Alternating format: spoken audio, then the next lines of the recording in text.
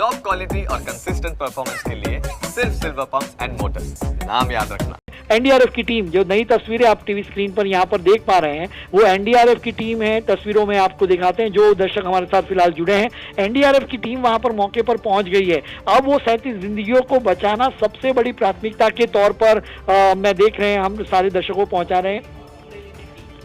अमरेली से जो अभी की अपडेट आ रही है, अमरेली से एनडीआरएफ की टीम है वहां पर। अब थोड़ी देर में एक अच्छी खबर आ सकती है, ऐसा मान सकते हैं कि 37 जिंदगियां फंसी पड़ी हैं। उसमें बुजुर्ग हैं सारे के सारे, उसमें 8 तैराक हैं, 29 जो लोग हैं वो तमिलनाडु के हैं, और ये बस बुरी तरीके से फंसी हुई है। और अमरेली की एनडीआरएफ की टीम है वो वहां पर मौके पर पहुंच गई है। ये अब तक का सबसे बड़ा जो डेवलपमेंट है, अपडेट है, वो हम दर्शकों तक पहुंचा रहे हैं कि एनडीआरएफ की टीम वहां पर पहुंची हुई है। एनडीआरएफ इस तरीके से एक्सपर्ट होती हैं कि इस तरीके के जब कोई भी घटना हो, पानी का फ्लडेड हो, जहां पर फ्लड की स्थिति हो, बाढ़ की स्थिति हो, वहां पर इस तरीके से ऑपरेशंस में ये माहिर होते हैं। उनको ट्रेनिंग उसी बात की दी जाती है, और इसी के चलते एनडीआरएफ की टीम को वहां पर पहुंचा दिया गया लाइफ वेस्ट के साथ। जवान अभी तैयार हो रहे हैं, और देखना होगा। देखिए, मैंने शुरुआत में कहा था कि यहाँ पर आप बोट लेकर नहीं जा सकते, आपको देखिए आपको रस्सी के सहारे ही जाना पड़ेगा, जिस तरीके से तैराक गए थे।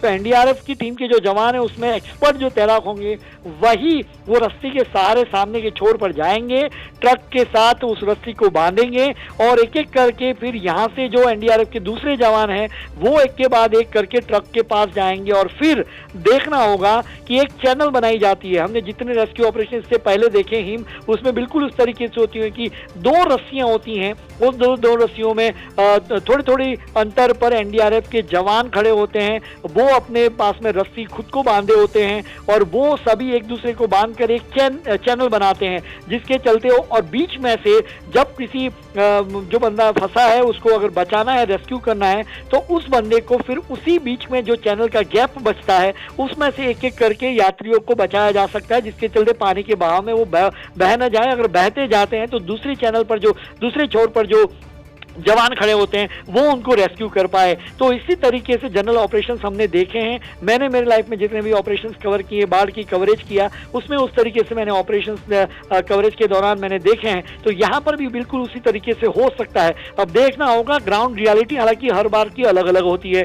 यहाँ पर पानी का बहाव कितना है उसके आधार पर यह डिसाइड होगा, और उसके बाद ही वहाँ से स्थिति पर कंट्रोल किस तरीके से होगा, कैसे एक एक करके यात्रियों को वहाँ पर लाया जाएगा। एक बड़ी रात की बात, आप अगर दर्शकों तक, जो दर्शक देख रहे हैं तमिलनाडु में, वो अपने जो रिश्तेदार हैं उन तक पहुंचाना चाहते हैं, तो वो मोबाइल के जरिए उस बात को भी पहुंचा सकते हैं कि एनडीआरएफ की टीम सामने छोर पर आ गई हैं, जवान वहां पर पहुंच गए हैं, और वो वहां पर उनके रेस्क्यू ऑपरेशंस में लगेंगे। और थोड़ी देर में रेस्क्यू ऑपरेशन शुरू हो जाएगा।